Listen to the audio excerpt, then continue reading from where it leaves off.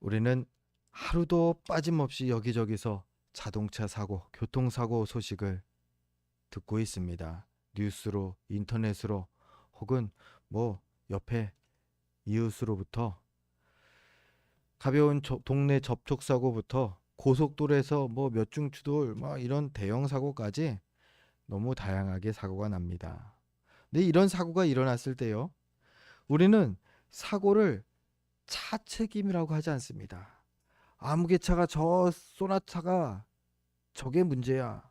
저 모닝이 문제였어.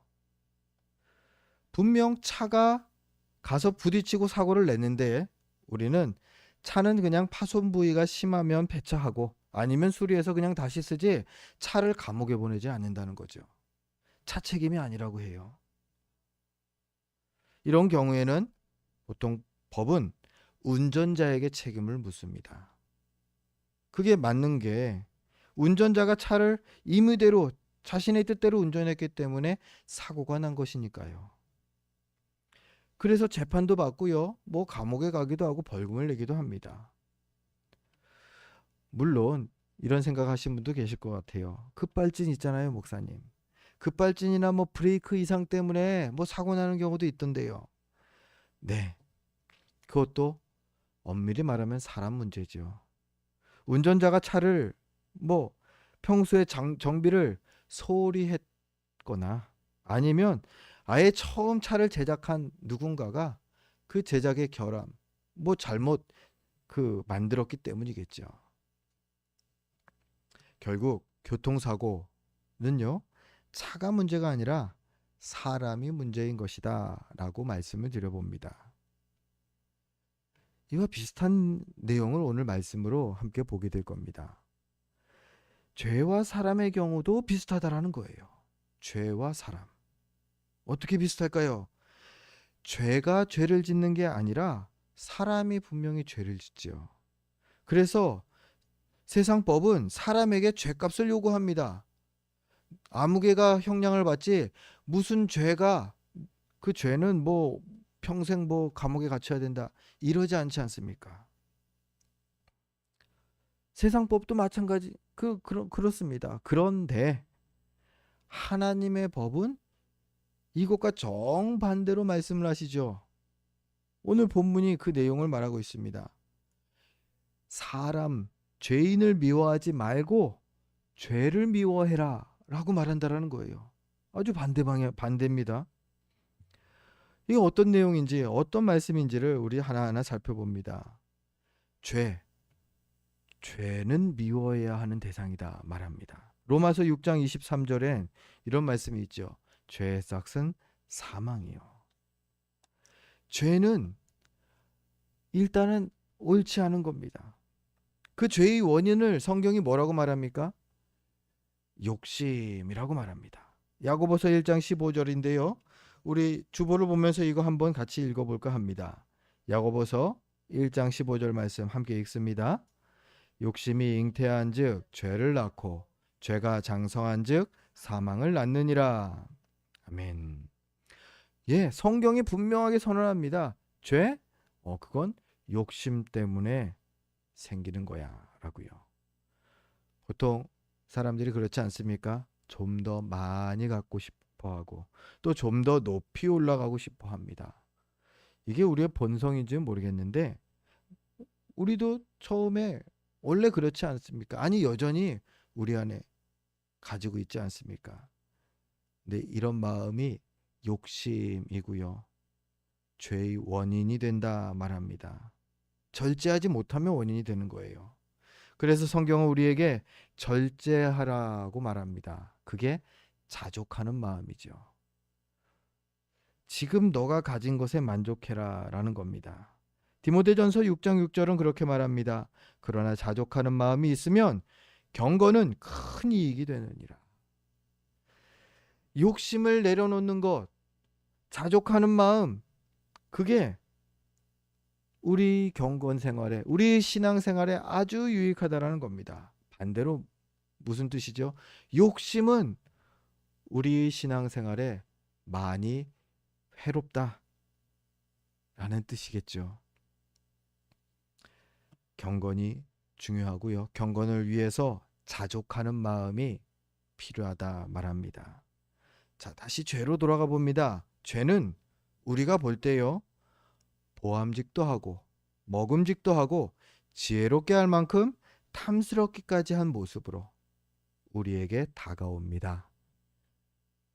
그 속은 모르겠고요, 겉은 그렇다라는 거예요.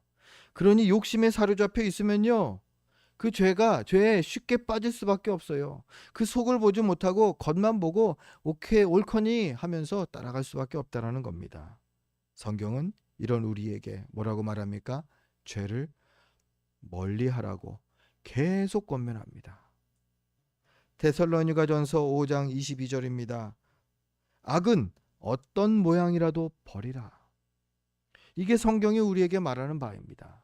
죄 크고 작은 거 상관없이 어떤 모양이라도 상관없어. 예쁜 거, 근사한 거, 화려한 거, 저것이 보암직한 거, 지혜롭게 할 만큼 탐스럽게 보이는 거, 어떤 모양이든 뭐든지 간에 악은 버려라. 그런데 어떻습니까? 현실은 너무 다양한 모습으로 죄는 너무 또 교묘하게 자신을 위장하고 우리에게 다가온다라는 거예요. 그리고 서서히 우리를 잠식해 갑니다. 조금씩 야금야금. 방심하고 있다가는요, 이 죄였네? 죄에 깊이 빠지고 나서야 죄를 인식하게 된다라는 거예요. 그만큼 죄가 아주 교묘한 것이죠. 그러고 나면 그때는 어쩔 수가 없어요. 죄를 지은 겁니다. 그러니 성경은 처음부터 경계를 철저히 해야 된다 말하는 거죠. 어떤 모양이라든 크든 아니면 시시하게 보이든 죄는 그냥 다 버려버려라. 죄를 그러면 어떻게 우리가 경계할 수 있을까요? 두 가지를 말해볼 수 있습니다. 어떻게 죄를 버릴 수 있을까? 악을. 의를 사랑하면 죄를 버릴 수 있습니다. 죄를 미워한다라는 말은요, 뒤집어 보면 의를 사랑한다는 말이기 때문입니다. 위조 지폐 감별하는 법, 예전에도 몇 번 말씀드렸죠. 위조 지폐 감별하는 법 많이 들어보셨을 거예요. 어떻게 합니까? 위조 지폐 다양합니다. 뭐 어떤 사람은요, 뭐 칼라 잉크로 이게 뭐 두꺼운 종이에다가 돈을 복사를 하니까 이게 진짜 지폐 같이 보인대요. 그런 거 어떻게 감별하냐는 거죠. 지폐 감별하는 감별사들은 말합니다. 위조 지폐가 아니라 진짜 지폐를 많이 만져봤기 때문에 우리는 위조 지폐를 감별할 수 있다고요. 위조 지폐를 공부하고 하나하나 연구하고가 아니라 진짜 지폐를 감별해 보니까 다른 것들은 구별이 된다라는 거예요. 결국 의도, 죄도 마찬가지입니다. 죄를 이것도 죄고 저것도 죄고 막 이거 신경 쓰다 보면요, 여러분, 세상 못 살아요. 언제 그런 거 마치 그거죠. 이단, 이것도 이단, 저것도 이단, 이렇게 하면 이단, 저것도 이단. 이단도 마찬가지죠. 이단을 분별하는 게 아니라 바른 말씀을 공부하면, 바른 말씀에 엇나가면 그게 다 이단인 거죠. 의를 사랑하면 자연스럽게 죄는 미워하게 될 수밖에 없습니다. 굳이 죄를 미워하려고 노력하지 마시고 의를 사랑하려고 노력해야 한다는 거죠. 그럼 우선 뭐가 의인지, 의로운 것인지를 알아야 하겠죠. 성경이 말하는 의는요, 세상이 막 생각하는, 얘기하는, 정의하는 그런 의와 조금 다를 수 있습니다. 성경이 말하는 의는, 의의 기준은 바로 하나님의 말씀 성경입니다. 시편 119편 105절 말씀인데, 우리 성경을 보면서 119편 105절 말씀 우리 같이 또 읽어보겠습니다. 함께 읽습니다. 주의 말씀은 내 발의 등이요 내 길의 빛이니이다. 아멘. 의로우신 하나님께서 성경을, 하나님의 말씀 성경을 우리에게 주셨습니다. 그 성경을 통해서 우리의 발에 등이 되게끔, 빛이 되게끔 그 길을 인도한다는 겁니다. 어떤 길이요? 의의 길로. 하나님의 의로우심을 우리 또한 따라갈 수 있도록 인도해 주신다라는 겁니다. 그게 바로 성경이죠. 즉, 의를 사랑한다, 의를 따라간다라는 것은 성경을 알고 성경의 말씀대로 살아간다라는 뜻이죠. 그렇기 때문에 우리가 성경을 더 가까이 해야 하고요. 또 힘써 성경을 알고 배워야 한다라는 겁니다. 말씀을 통해 의의 길을 잘 분별하게 되는 은혜가 있기를 바랍니다. 그리고요, 죄를 미워한다라는 것은요, 의를 사랑하는 방법으로도 죄를 미워할 수 있지만 또 한 걸음 더 나아가서요, 삶 가운데 의롭게 사는 것, 즉 거룩을 이루어 가는 것이 죄를 미워하는 삶입니다. 의를 사랑하기만 하면 되는 게 아니라 의를 사랑하면 그 의를 행해야죠. 그게 바로 거룩이죠. 레위기 11장 45절에서 하나님께서 이런 말씀을 하시죠. 내가 거룩하니 너희도 거룩할지어다. 거룩을 우리가 힘써야 하는 이유는요, 참 많습니다. 죄를 미워하기, 죄를 멀리하기 위해서도 거룩을 힘써야 되는데 하나님을 닮아가기 위해서도 거룩을 힘써야 돼요. 이걸 우리는 성화라고 하죠. 거룩이 많이 들어봤는데 거룩이 뭐죠? 자주 정의를 내리기 헷갈려하는 분들 계십니다. 말씀을 드립니다. 거룩은요, 분별이라는 의미를 갖습니다. 구별한다라는 뜻을 갖고요. 성경이 항상 말할 때 거룩을 말할 때는요, 무엇을 구별하냐? 죄를 구별하는 것을 말합니다. 죄로부터 구별되는 것이 거룩입니다. 즉, 거룩한 성도의 삶을 산다라는 뜻은 죄를 멀리하며 하나님의 말씀대로 살아간다. 그게 거룩한 삶입니다. 오늘 말씀대로 죄를 미워하는 삶, 죄를 일부러 미워하려고 죄를 아침마다 막 10대씩 때립니다. 이런 게 아니에요. 이게 아니라요, 거룩에 힘쓰면요, 자연스럽게 죄를 미워하는 삶을 살아가게 된다는 겁니다. 근데 이런 생각도 갑자기 들었어요. 거룩하면서 죄되는 일도 있지 않을까요? 거룩한데 죄예요. 여러분, 그런 게 있을까요? 일단 답을 말씀드리면 없습니다. 거룩하면서 죄다. 거룩한데 죄다. 그런 일은 없다라는 거예요. 누군가가 거룩해 보입니다. 그런데 막 뒤로는 막 범죄해요. 그러면 그 사람은 거룩한 사람일까요? 아니라는 거예요. 거룩을 가장한 죄인일 뿐이라는 거죠. 위선이라는 거죠. 거룩하면서 죄인 된 존재는 없습니다. 반대로요, 죄인 되면서 거룩한 존재는 없습니다. 거룩은 절대 죄와 공존할 수 없습니다.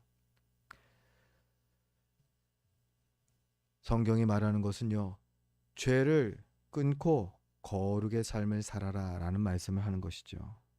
이렇게 성경은 우리가 경계하고 미워해야 하는 것, 이것이 죄라고 증거합니다. 그럼 이제 죄를 지은 사람은 그럼 어떻게 할까요? 죄는 그러면 우리가 미워할 대상, 경계할 대상으로 우리 정리하자고요. 그럼 그 죄를 지은 사람은 어떻게 합니까? 성경은 죄인에 대해서 긍휼의 대상이라고 말합니다. 오늘 본문 19절인데요. 우리 성경 본문을 보면서 19절 함께 또 읽어보려고 합니다. 함께 읽습니다. 내 형제들아, 너희 중에 미혹되어 진리를 떠난 자를 누가 돌아서게 하면. 아멘. 한 가지 여러분 가정해 보자고요. 한 성도가 있습니다. 열심히 신앙생활하던 성도입니다. 그 믿음의 성도가 있는데 그 성도가 어느 순간인가 교묘히 찾아온 죄에 빠져버립니다. 너무 깊이 빠져버려서 교회를 떠납니다. 심지어는 교회를 막 저주하면서 떠납니다. 자, 교회에서 그 성도를 대하는 자세는 어떠해야 할까요? 배신자? 원수? 그렇게 그를 정죄하면 될까요? 성경은 그렇게 말하지 않는다라는 거죠. 죄에 빠져서 교회를 떠나간 이에 대해서 불쌍히 여기고 용서해야 할 대상으로 보라는 겁니다. 분명 잘못한 겁니다. 교회를 막 저주까지 합니다. 하나님을 저주합니다. 아주 나쁜 죄지요. 그런데 그 죄를 미워해야지 그 사람까지 미움의 대상으로 여겨서는 안 된다라는 게 성경이 우리에게 전하는 바입니다. 더 나아가서 그들이 죄에서 돌아서서 올 수 있도록, 다시 돌아올 수 있도록 도와라. 성경은 거기까지 우리에게 말씀하고 계신다라는 거지요. 누가복음 17장 3절입니다. 우리 이번에는 또 주보를 왔다 갔다 합니다. 주보를 보면서 누가복음 17장 3절 말씀 같이 읽겠습니다. 너희는 스스로 조심하라. 만일 내 형제가 죄를 범하거든 경고하고 회개하거든 용서하라. 아멘. 두 가지를 말합니다. 누가 진리를 떠난 자가 있다. 19절에서 미혹되어서 진리를 떠난 자가 있으면 그를 죄를 범했거든 경고를 하고 회개하거든 용서해라. 두 가지 돕는 방법을 지금 20절에서 말하고 있습니다. 뭐를 얘기하냐면 좀 더 말씀을 묵상해 보면요. 죄를 범하거든 경고해라. 경고라는 것은요. 너 이거 잘못했어 라고 그냥 지적하는 것을 말하지 않습니다. 성경은. 죄를 깨닫도록 돕는 것을 말하는 것이죠. 그래서 지적질과 신앙의 권면은 좀 구별을 할 필요가 있습니다. 참 어렵습니다. 정말 백지 한 장조차도 차이가 안 나는 그 차이인 것 같아요. 똑같은 진심으로 말했는데 어떤 사람은 경청하고 잘못했다고 하는데 어떤 사람은 버럭 성질을 냅니다. 같은 마음, 난 같은 그 사랑하는 마음으로 했는데도 말이죠. 백지 한 장 차이예요. 이 차이점에 대해서 예수님께서 마태복음 7장에서 우리에게 귀한 교훈을 주십니다. 티와 들보 그 이야기를 들어보셨을 겁니다. 어떤 사람이 상대방의 눈에 들어간 티를 봅니다. 그리고 그 티를 티 빼라고 막 얘기를 합니다. 그런데 예수님께서 뭐라고 그럽니까? 오히려 책망을 하시죠. 아니다. 티를 빼라고 말하기 전에 네 눈에 봐라. 들보 있잖아. 들보가 뭐예요? 대들보. 엄청 큰 건데 이거 너무 비유가 예수님께서 과장하신 것 같아요. 엄청난 들보가 네 눈에 있지 않냐. 그거 먼저 빼고 저 사람에게 있는 티 그걸 빼라고 얘기해라. 즉 너 먼저 너 자신을 돌아봐라. 네가 그렇게 상대방에게 무언가를 경고하고 책망하고 질책할 수 있는 자격이 있는지를 봐라. 자격의 얘기를 하시는 거예요. 그리고 결국은 뭐라고 해요? 그러니까 너 주제 파악해라. 예수님의 말씀은 거기서 끝나지 않아요. 너 자신의 들보를 뺀 다음에 형제의 눈에 티를 빼줘라. 목적은 분명한 목적은 티를 빼는 거. 티를 빼주는 것까지가 목적이에요. 그 목적을 이루어야 되는 거예요. 먼저 나 자신의 마땅히 그렇게 말할 수 있는 준비가 되어 있느냐. 들보를 이미 빼놓았느냐. 그것을 자신을 쉬지 않고 점검해야 한다는 거죠. 즉 먼저 나 자신을 거룩하게 계속 되짚어야 한다는 겁니다. 이 권면이 책망이 경고가 어려운 것이 바로 이것이죠. 나를 계속 돌아보지 않으면 함부로 말해서는 안 되는 거예요. 나를 먼저 거룩하게 한 다음에 그 다음 상대에게 권면을 하고 경고를 하고 하는 것이죠. 즉 함부로 말하지 말고요. 많이 기도하고 많이 생각한 후에 권면하는 것이다. 예수님은 우리에게 그런 교훈을 말씀하십니다. 죄인이 우리 앞에 있다. 내 주변에 있다. 그렇다면요. 해야 돼요. 당신 이거 잘못한 겁니다. 말해야 된다라는 거예요. 그런데 그렇게 죄를 깨닫도록 도와야 하는데 그에 앞서서 나 자신을 먼저 깨끗하게 하기를 힘써야 한다는 거죠. 자, 우리가 그 죄인을 도와야 되는데요. 돕는 첫 번째 방법은 그에게 죄를 깨닫도록 돕는 겁니다. 그 시작은 나부터 시작된다 말씀드렸죠. 두 번째입니다. 어떻게 도울 수 있느냐? 회개하거든 용서하라 말하죠. 이 말씀은요. 그들이 죄의 길에서 돌아서도록 마냥 감나무에서 감 떨어질 때 동안 그냥 들어 누워서 기다리라가 아니라 그들이 돌아서도록 도우라는 말씀이 담겨져 있는 것이죠. 죄의 길에서 그들이 돌아올 수 있도록 도우라는 겁니다. 어떻게 돕죠? 뭐 적극적으로도 도울 수 있겠지만 성경에 보면 이러한 도움들이 나옵니다. 우리 신약 성경에 청년 사울이 있습니다. 그가 얼마나 강팍했는지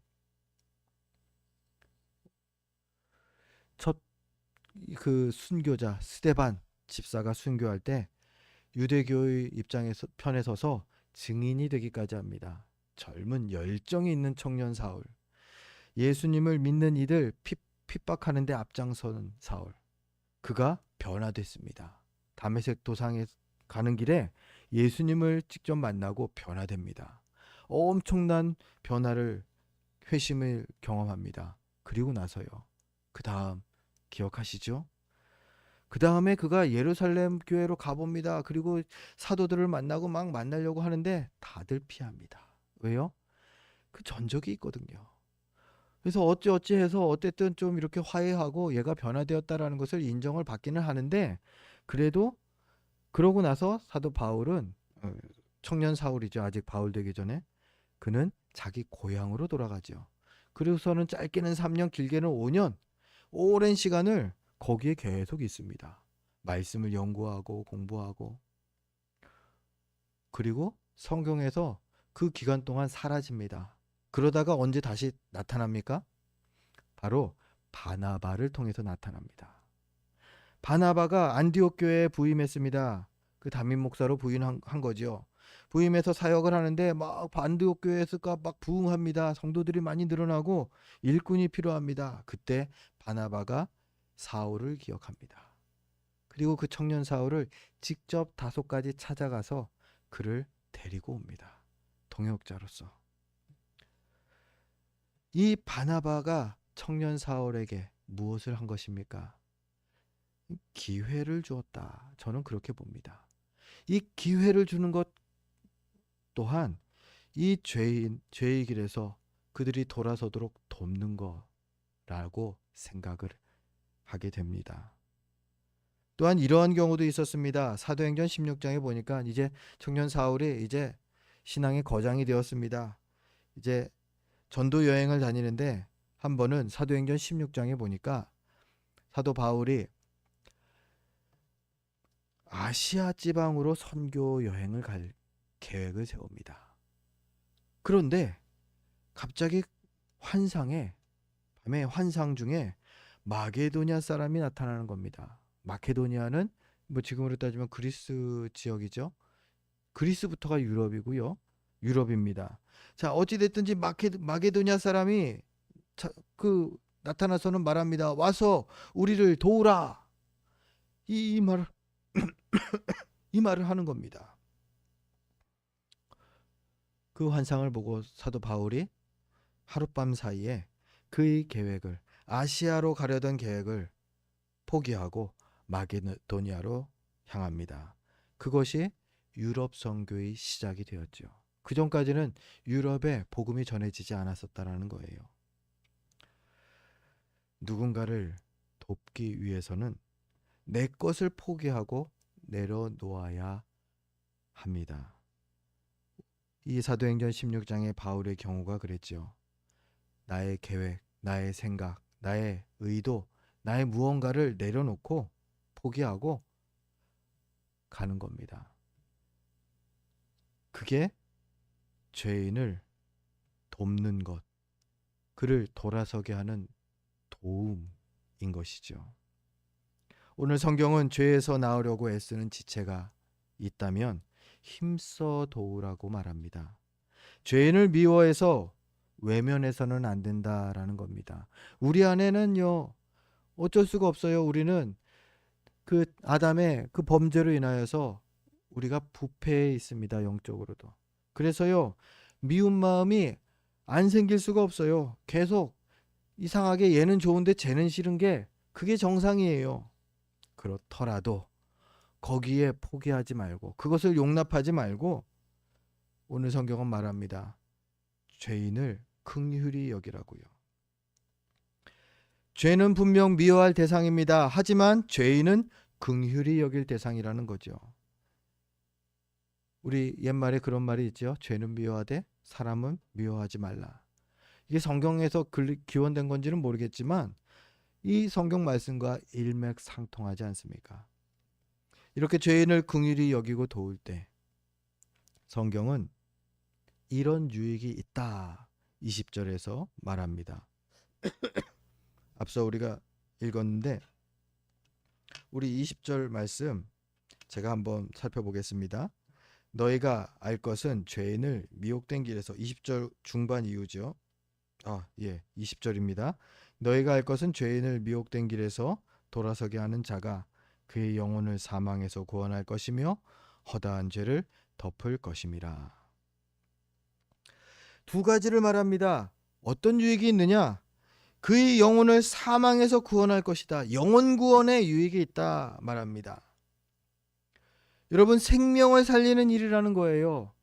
그 누군가에게 내가 기회를 하나 준 것이, 내가 그를 위해서 내 계획을 포기한 것이 그 생명을 살리는 엄청난 일이었다라는 겁니다. 이런 거는 세상에서도 대단한 일이라고 막 칭찬하죠. 그런데 하나님은 이것을 더욱더 대단한 일이라고 우리에게 칭찬해 주실 것이라는 거죠. 첫 번째 유익, 영혼 구원이다. 생명을 살리는 일이다. 두 번째로요, 죄인을 긍휼히 여기는 거, 허다한 죄를 덮는 것이다 말합니다. 이런 구원의 은혜, 그 영혼을 살리는 구원의 은혜뿐만 아니라 이 땅을 사는 동안에 죄의 속박에서 진정한 자유를 누리는 경험을 하게 된다라는 말입니다. 허다한 죄를 덮고요, 그 죄로부터 자유함을 누리는 것, 그 기쁨을, 그 자유함을 베풀겠다 말씀하시는 겁니다. 죄의 속박에 갇힌 사람은요, 어떻습니까? 매 순간이 두렵습니다. 매 순간이 공포가 있고요, 의욕이 없습니다. 근데요, 죄로부터의 진정한 자유를 얻은 이들은 평안하고요, 기쁨이 넘칩니다. 죄인을 긍휼히 여김으로 그들을 돕고 그들을 돌아서게 하면 어떤 유익이 있느냐? 영혼 구원의 유익이 있고요. 두 번째, 진정한 자유를 누리게 하는 유익이 있다는 겁니다. 그런데 여기까지만 하면은 좀 상처받을 수도 있을 것 같아요. 아니, 이거 다 내가 아니라 상대방이 받는 거네요. 그의 영혼, 죄로부터 돌아온 영혼, 죄로부터 돌아온 영혼이 구원받고 죄로부터 돌아온 영혼이 허다한 죄를 덮임 받는 거지, 내 죄는요, 나는요. 우리의 상급에 대해서는 다른 성경의 본문이 많이 얘기하고 있죠. 그 가운데 다니엘서 12장 3절을 한번 뽑아봤습니다. 우리 주보를 보면서 다니엘서 12장 3절 함께 읽어보겠습니다. 많은 사람을 옳은 대로 돌아오게 한 자는 별과 같이 영원토록 빛나리라. 아멘. 별과 같이 영원토록, 별 영어로 뭐예요? 스타. 스타처럼 하나님 나라에서 영원히 빛난다. 하나님 앞에서 스타가 되는 거예요. 하나님의 나라에서. 즉 죄인을 의의 길로 돌아서게 하는 사람, 하나님의 자랑이 될 것이고요, 하나님의 기쁨이 될 것이고요, 하나님께 칭찬 많이 받을 것이고요, 그리고 긍휼히 여긴 자니까 말씀대로면 어떻게 돼요? 하나님께 긍휼히 여김 받겠죠. 얼마나 귀합니까? 얼마나 우리에게 유익합니까? 죄만 유익하다고 20절에 나오는데요. 아니요. 많은 성경이 우리 유익을 강조합니다. 그뿐입니까? 면류관도 약속해 주셨죠. 사도 바울이 데살로니가전서 2장 19절에서 고백하는 내용이 그것입니다. 우리 주보를 보면서 데살로니가전서 2장 19절 또 함께 읽습니다. 우리의 소망이나 기쁨이나 자랑의 면류관이 무엇이냐? 그가 강림하실 때 우리 주 예수 앞에 너희가 아니냐. 사도 바울이 말합니다. 나의 자랑, 나의 기쁨, 나의 소망이 무엇이냐면 너희다. 마지막 주님 앞에 설 때에 내가 주님께 뭘 자랑하겠냐? 학력, 지식, 재산, 뭐 아무것도 아니다. 너희다. 바울이 말하는 것이 그것입니다. 주님 앞에 서게 되는 마지막 날에 자신을 통해서 구원받은 이들이 자신의 자랑이 될 것이고요. 면류관이 될 것이고 소망이 될 것이라는 겁니다. 그렇습니다. 죄인을 돌아서게 하는 일, 그것은요, 주님 앞에서 아주 크게 칭찬받는 일이 될 것입니다. 면류관을 쓰는 것처럼 영광스럽고 자랑스러운 일이 될 것입니다. 우리가 사는 동안에 우리 거룩한 그러한 비전을 갖길 원합니다. 죄인을, 아직 하나님을 알지 못하는 그들을 돌아서게 하는 것. 또 주님 믿다가 방황하고 있는 이들, 생각나는 이들이 있다면요, 전화 한 통화를 하시는 것도 너무 귀합니다. 그 전화 한 통화를 통하여서 하나님께서 역사하실 수 있지 않겠습니까? 우리가 포기하지 말고 죄인이 돌아서게 되는 것을 우리가 하나님의 일하심을 우리가 함께 동참하는, 그 돕는 자의 역할을 잘 감당하기를 소망합니다. 그렇게 이 영혼 구원의 면류관이 가득한 삶을 사는 저와 여러분 되시기를 주의 이름으로 축원드립니다. 기도하겠습니다.